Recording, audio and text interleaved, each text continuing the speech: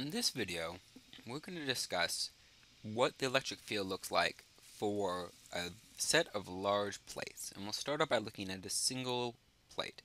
Now, the reason why we're going to do this is that the electric field that comes out of this problem is going to be of particular use to us.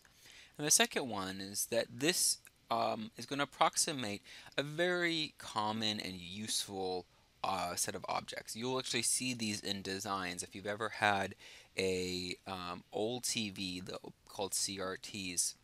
They're the big, not the skinny screen ones, but the big, thick old TVs. Those ones had something that looked like these two parallel plates inside of it, and that's part of how that made the image. So it's not just that, there's lots of different cases, but we're going to use this particular simplification of the problem to understand a piece of technology that is used fairly often. And the first thing we want to talk about is imagining an infinitely large plate. And I've drawn this as sort of a vertical bar, and will this take it to be positively charged that's uniformly distributed across it. Well, to help you visualize, because right now this looks just like a rod, I'm actually thinking about something that looks like a wall. And so imagine a wall in your room spreading off to the horizon so that it's so large that you can't really see the edges. That's the shape of this piece of metal that we're going to be talking about. Now, it doesn't mean that it actually has to be infinitely large. It doesn't have to literally go off into space and never end. What we're really talking about is that being an approximation for what it looks like from your perspective. So if you put your face up against your wall, the edges of the wall would be at the kind of horizon of your vision. And whether or not the wall actually ended at that point or continued on really wouldn't change very much what you see with your eyes at the perspective when you're right up against it. And what that means is that any stuff on those edges doesn't really affect what it's like to be right where you are. So what we're going to do is say we're going to neglect any effect of the edges and talk about, well, what happens if you just talk about the central part? What does that cause? And that's what we really mean when we talk about infinitely large objects, because the infinitely large part is say that's a simple problem to do, and it'll be similar to what goes on near the center of or nearby an object, where the edges are kind of off of the corner of your vision. So if we have this vision of this wall that goes on and on and on to the edge of our vision, and when it's going to just have positive charge uniformly distributed across it. And that's what happens if you just have a conductor like a piece of metal and you throw some charge on it. It'll spread out, trying to push it in against itself so it's evenly spread across that plate. And the question is, what electric field does that create? So say if I put a small charged object up nearby it, how would it be pushed by that whole plate? Well, in order to figure that out, we have to kind of do a little bit of a set of reasoning and put together the tools that we've talked about with electric fields and in terms of the vectors and electric field lines in order to get this answer. There's multiple ways of getting this. I'm going to show you sort of the shorthand trick of getting it, where you can use the field lines, which is why we're placing it in this part of the sequence. But you can also do this with calculus if you have, and just the stuff we talked about at the beginning, where you look at the formula for the magnitude of the electric field and the direction. But we'll skip the calculus version and just talk about a more clever way of getting this answer. I'm going to talk about the electric field at any random point. And we'll just choose this point right here as an example.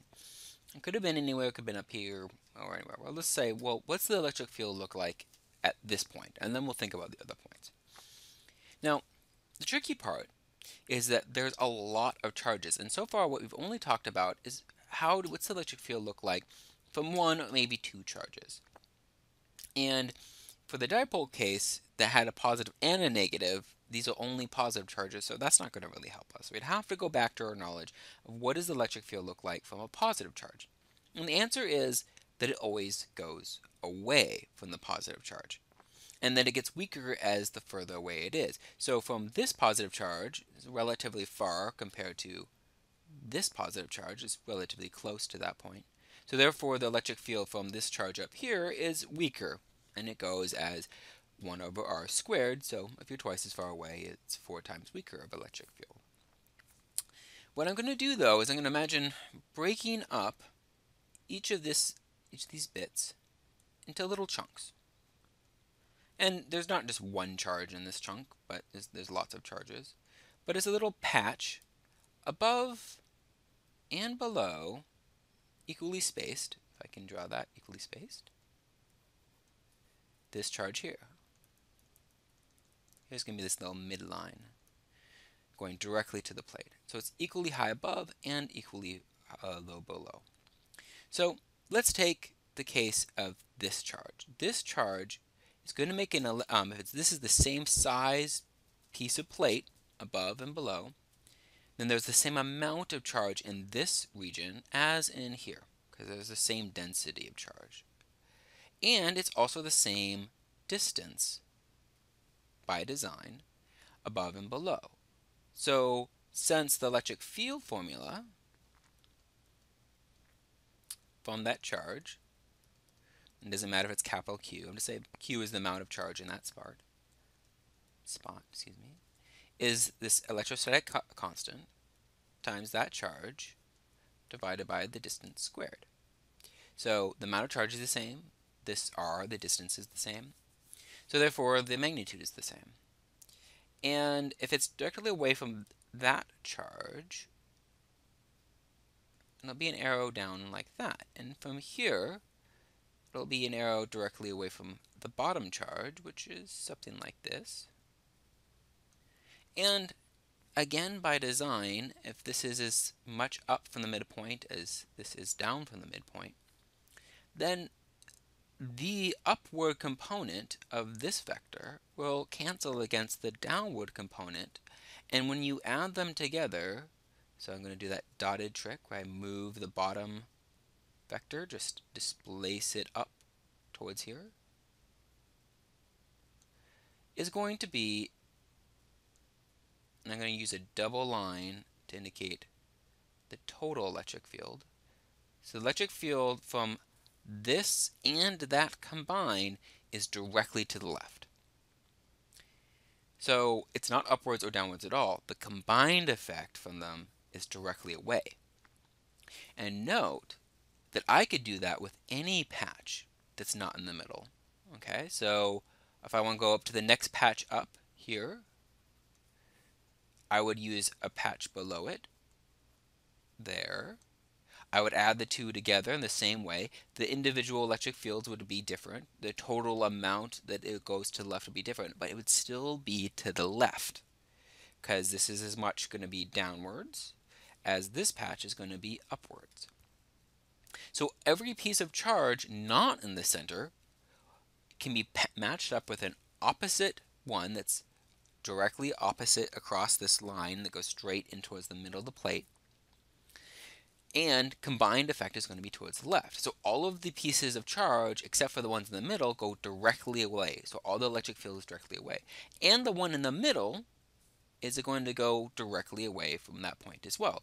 So every single piece of charge, when you combine together in these pairs or individually for the center, is going to add up towards being to the left. And if you add a vector to the left with a vector to the left with a vector to the left and so on, the total answer is to the left. So you don't know how long this electric field is. It's very hard. This is the tricky part, is to figure out the magnitude of this. But you do know the direction. It has to be to the left. Now note, if I had chosen a point that was a little bit higher, I could have done this exact same argument before. It wouldn't be with this particular pair that I would do it, because now this is not symmetric. But again, I would have drawn a little line that goes in directly towards the center.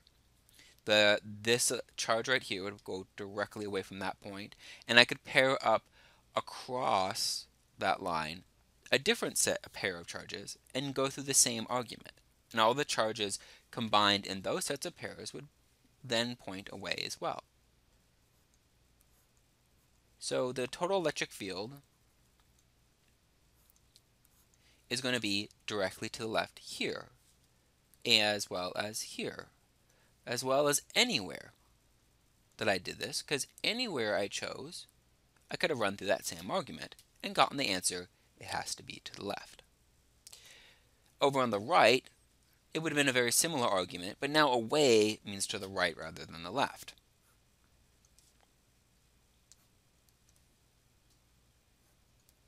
And so on. So we haven't yet figured out how long any of these vectors should be. I've just randomly drawn them, somewhat similar, but some are shorter, some are longer. That's not correct at all. We'll figure out what the correct answer is later, but we do know the direction. Everywhere is away from the plate. Okay? If it was negative charge, it would flip all the directions, so everything would be toward the plate. So let's think about the electric field lines for this case. When you do the electric field lines, the lines have to point in the direction of the electric field, so it goes tangent. So if I want to draw a line, and it has to start on the positive charge, so it has to start here on the plate, and it always has to be going, tangent has to always be away from the plate, that means the lines go straight out, like this. Those are the only ways you can have it so that at every point along the line, tangent points directly outward. And if I want to do a little better version of this line, it looks like this. And this is the thing I want to point out. I want to point out that if you draw these lines, they have to go directly outward. And if they have to go directly outward, that means that the density of lines here is the same as the density of lines there. Meaning that the magnitude of the electric field here is the same as the magnitude of the electric field here, which is the same as the magnitude of the electric field here. If they all go in the same direction, they don't spread it out at all, the electric field doesn't change at all. So in this previous picture, if I wanted to draw the length of the arrows, they should all be exactly the same length. This is the one case where the electric field neither gets larger or smaller as you go farther away, which is one of the reasons that you want to be very careful about using this formula up here on the right, where it says if you move twice as far away, it gets 4 times weaker, this 1 over r squared bit, because that's only true for a single point charge. If you assemble the bunch of point charges together in a large plate, the combined effect gets neither weaker nor stronger as you go further away. It remains exactly the same. And that's what the uniform field means. This note over to the right is that it is exactly the same no matter how far away you are. So if you had a truly infinitely large plate that went the edge of the universe, everywhere in the universe would have exactly the same electric field due to this plate. Now in reality, you never build a plate that large. Instead, what you would use, and say that you had a metal sheet that was, say, the size of your desk. If you had, talking about the electric field, a couple centimeters off the surface of that desk, which is much smaller than the size of your desk, then the electric field is going to be roughly uniform. It doesn't seem to get really bigger or smaller. If you were able to measure what the electric field is, you'd say, oh, it's directly away from the desk, that surface, and it really doesn't seem to change over this region at all. It's the exact same strength if I was right up against it versus being, say, like 10 centimeters out. So this is a good approximation when you're near the surface of a large flat object. And that's what we're going to use it for. Now, the electric field magnitude is related to how dense the charge is. And the formula for it goes over here. Okay, so this is the electric field, the magnitude of the electric field, again, that's where I left off that arrow, is given by sigma, which is called the surface charge density. And what that means is just the total amount of charge on some area of the plate divided by the area of the plate. And that's the thing that remains constant. So it's the amount of charge per square centimeter. Okay? And then you divide it by a factor of 2 times this thing called epsilon naught. And this epsilon naught is a way of, it's a kind of another way of rewriting this electrostatic K constant.